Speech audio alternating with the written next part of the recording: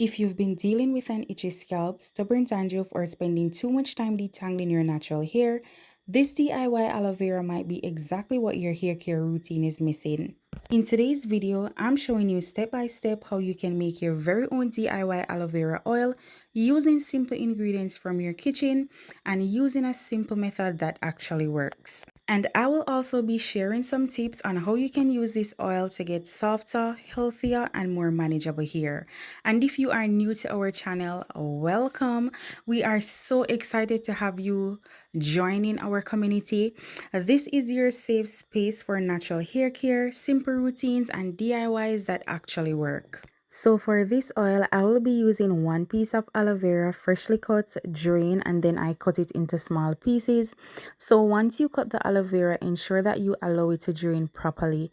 If you don't allow it to drain, the yellow liquid that is on the outside when you cut it, called the latex or aloin, once that catches your skin or hair, it can cause a lot of irritation. You can also soak it in water for a few minutes, and this will help to remove the yellow liquid as well. So this is what our aloe vera is looking like. If you don't want to cut it up, you can always extract the gel and you can blend it, and then you can infuse it in the oil.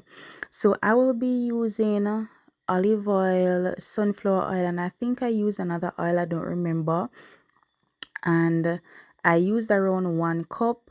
So the choice is yours. You don't have to use the exact oils that I use. You can use whatever carrier oil you're comfortable with, or whichever carrier oil you have available in your kitchen.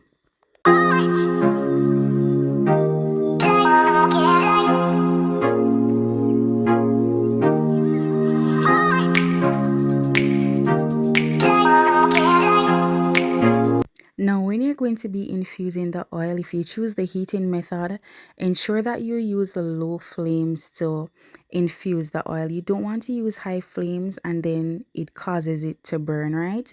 And ensure that you stir constantly as well.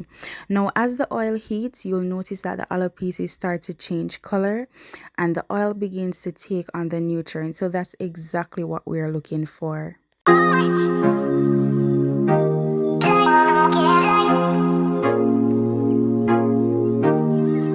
Once all the aloe vera pieces have turned brown, then you know that your oil is fully infused.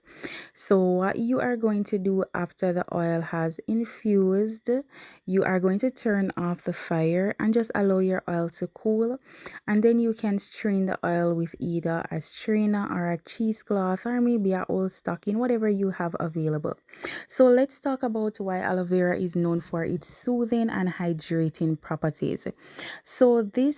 So aloe vera plant, it helps to calm itchiness, it helps to reduce flakes and supports a healthier scalp, especially if you're dealing with dandruff, dryness, and you can also use it on your skin as well. So if your skin tends to be dry, then this is a good oil that you can use to moisturize your face after you have cleansed.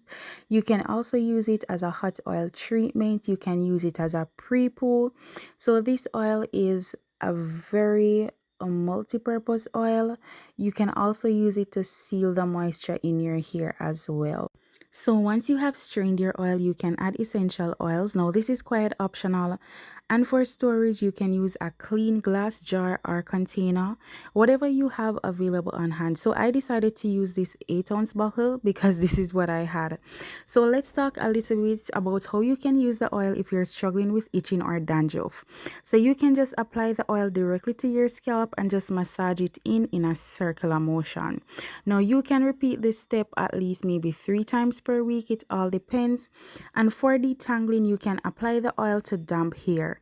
Now this will help to add slip, soften your strands, and make it easier to remove the knots and tangles from your hair. And as I said before, you can also use the oil as a pre-poo treatment, as a hot oil treatment, or to seal the moisture in your hair. And remember that this oil is a multi-purpose oil, so you can use it to cook as well. You can use it on your skin if you're struggling with eczema, if you have mosquito bites, if you have a lot of irritations, you can just use the oil. Now this is how the oil is looking I didn't get the chance to use it in my hair because I'm currently wearing a wash and go. So I'm just testing the oil right here, and it left my skin feeling so soft and nice. If you have watched the video to the end, thank you so much for watching to the end. Remember to give us a thumbs up. Remember to engage with us in the comments and let us know if you enjoyed this video, and tell us which other DIY videos you would like for us to drop. Until our next video, bye.